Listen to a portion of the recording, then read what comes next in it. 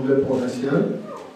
Et c'est le directeur provincial de l'EPST Sud Kivu 1, le principal provincial de l'EPST ici représenté, le CECOP Sud Kivu 1 ici aussi le secteur de l'éducation Sud Kivu, chers honorables parlementaires des enfants et membres du cluster éducation, et aussi un des partenaires qui porte sur l'organisation et le fonctionnement des assises de la région, a pour objectif d'analyser tous les aspects liés à la gestion et le développement du système éducatif dans la province et proposer des solutions adaptées et réalistes, comme cela a été énuméré dès le départ de ces assises, sur base aussi des objectifs fixés au début de ces assises de la revue annuelle de performance.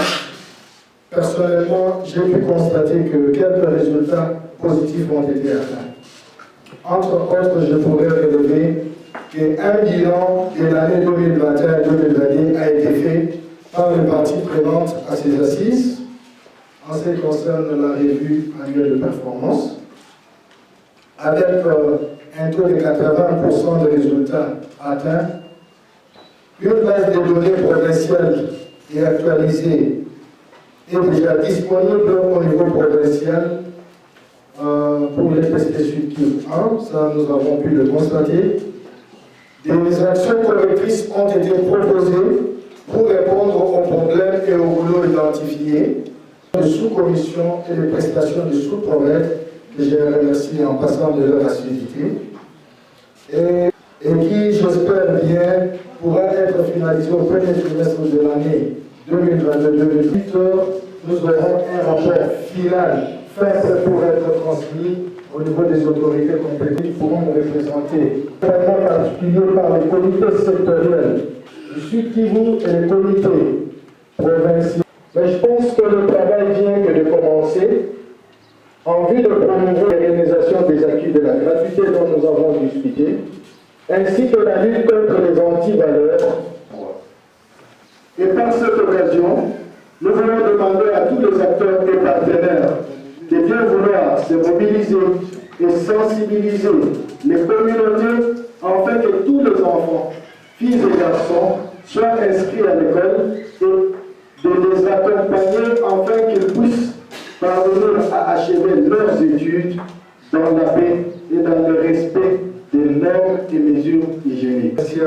De l'EPST, mesdames et messieurs et distingués invités, concerne les ménagères en plein effort pour soutenir toujours le gouvernement congolais en général et le ministère de l'Éducation, en particulier au niveau de la province, dans leur volonté d'améliorer la gestion du système éducatif en province.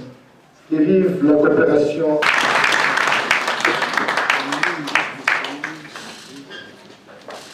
Du niveau sous-provincial, dans toutes les catégories. Je voudrais solliciter ici à mieux penser le démarrage de l'année prochaine. Parce qu'on ne peut pas aller donner des leçons aux autres quand soi-même on présente un pied. C'est comme ça que je me tourne pour aller les plus potables, plus limpides, et faire servir au secrétariat technique, s'il vous plaît. Ceci dit, que j'ai dû préparer à l'occasion de la clôture de ces assises. J'ai hâte de prendre la parole en ce moment où certains.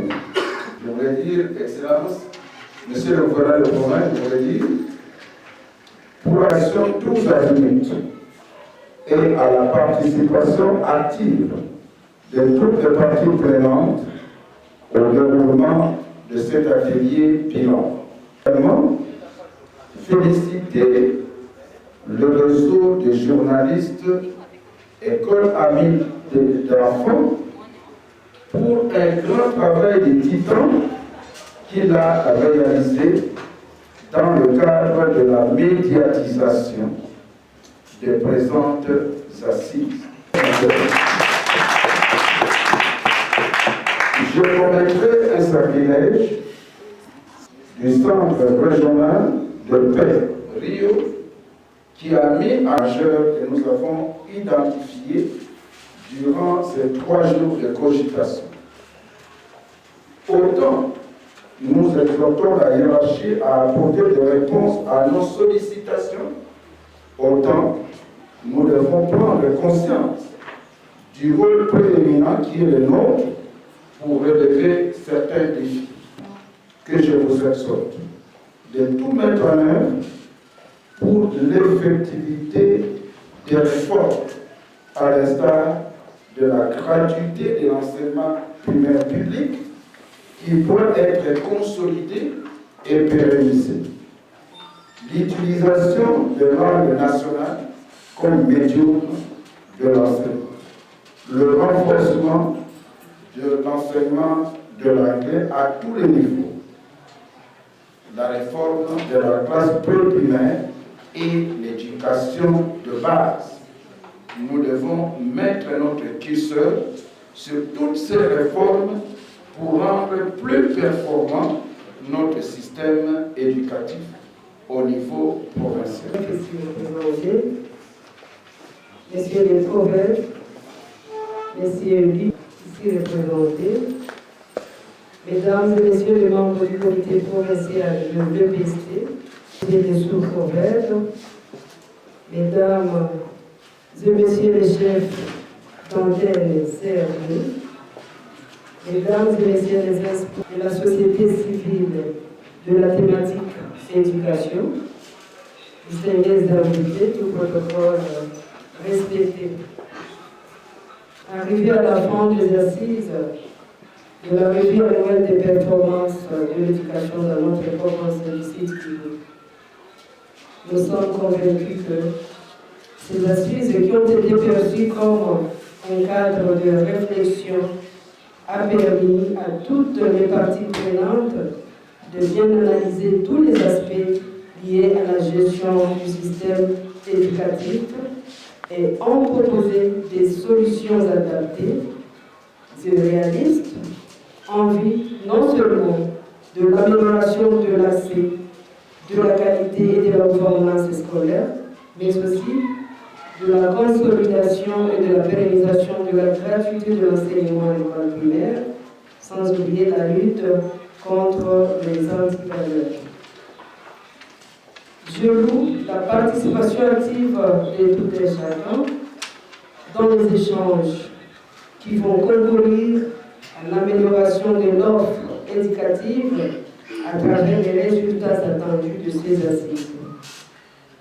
Je me dois le devoir de remercier particulièrement notre partenaire UNICEF pour son appui qui ne cesse d'accorder à l'État congolais en faveur des enfants et pour son appui financier à l'organisation des présentes assises. À tous les partenaires techniques et financiers, membres du cluster éducation, je vous remercie aussi pour votre concours à l'amélioration de l'accès, la qualité et la performance de notre secteur.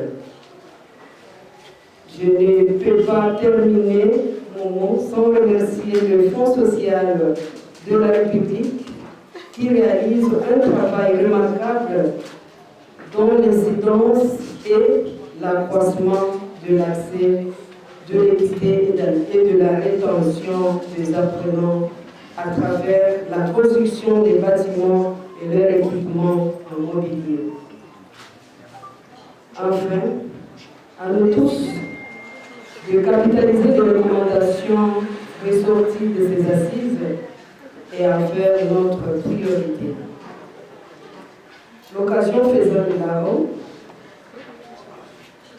et je vous félicite pour l'exploit réalisé du taux de réussite de l'examen d'État dans notre province du Sud Kivu.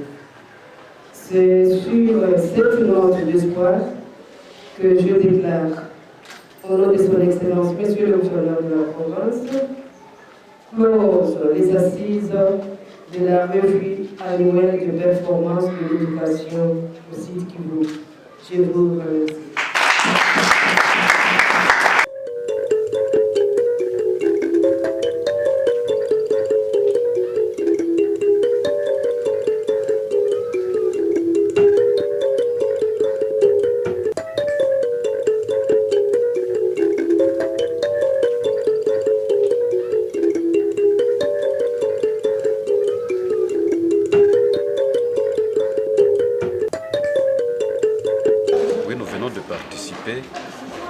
À ces assises de la revue annuelle de performance au niveau provincial qui ont été organisées par la direction provinciale de l'EPST Sud Kivu 1. Ça a été un cadre d'évaluation des activités qui ont été prévues pour l'année scolaire 2021-2022.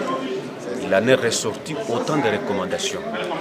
Et ces recommandations-là sont mises à l'actif des acteurs éducatifs pour lesquels chacun va trouver une solution pour ce qui nous a été recommandé comme activité à reprendre ou activité à faire pour l'année scolaire 2022-2023. Par exemple, pour la question de la gratuité, il a été recommandé aux acteurs éducatifs provinciaux et sous-provinciaux d'observer de manière sérieuse la gratuité de l'enseignement, qui est une émanation phare du chef de l'État et du gouvernement de notre pays.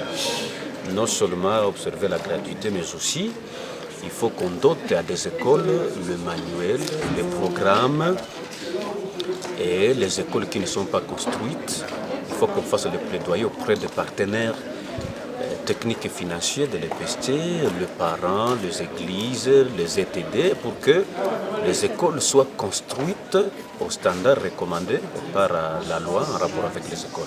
D'ailleurs, c'est vraiment une question qui a retenu l'attention de tout le monde.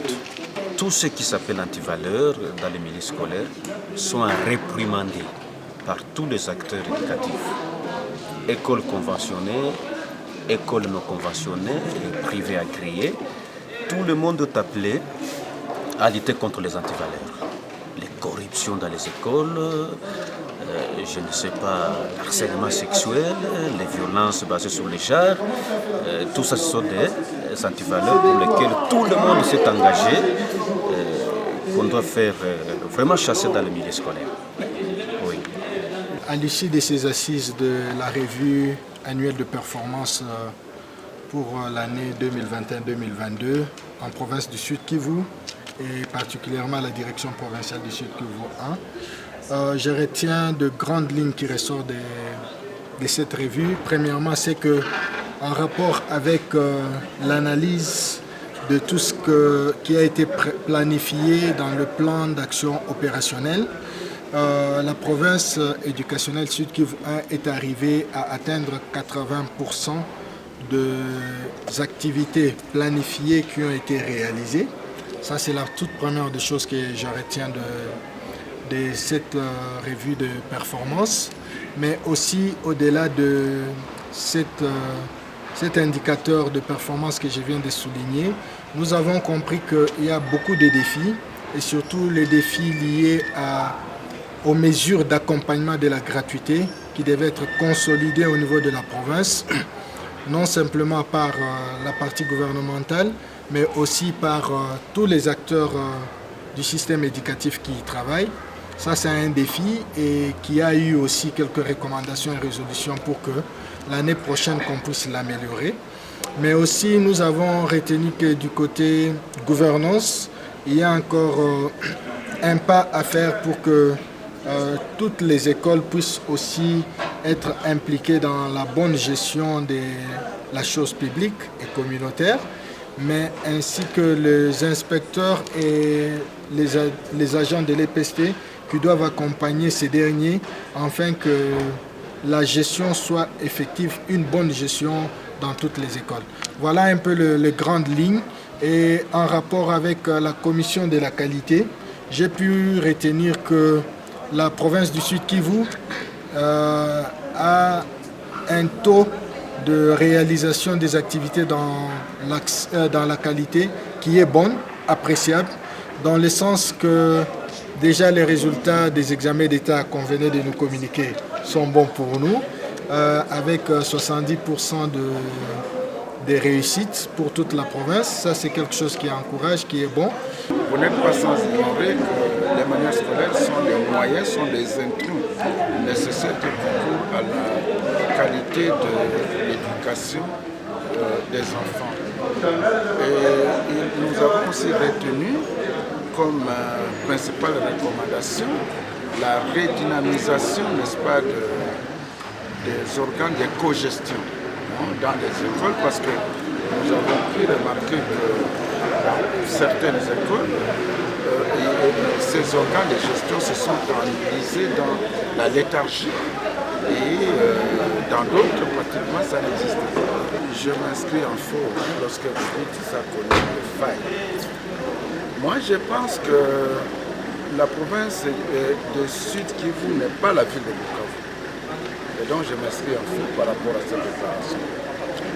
Moi, je me dis que nous inscrivons dans cette logique-là de la consolidation et de la pérennisation de la gratuité. Et donc, la stratégie pour nous, c'est celle de tout faire pour que tout le monde comprenne que la gratuité n'est pas négociable et elle a atteint son point de non-retour. Quand je parle des principales recommandations, elles sont consécutives, n'est-ce pas, à des failles que nous avons pu déplorer. Et les recommandations là traduisent justement nos perspectives d'avenir. Je crois que j'ai parlé de la poursuite de la construction des écoles et de l'équipement. J'ai parlé de la redynamisation du fonctionnement des organes de cogestion. J'ai parlé de la distribution des manuels. Mais comme innovation, bon, nous avons amorcé ce travail-là au cours de l'année qui s'est achevée, mais nous allons poursuivre la mise en œuvre des groupes d'aide psychopédagogiques pour minimiser davantage, n'est-ce pas, les taux d'abandon et les taux d'échec scolaire.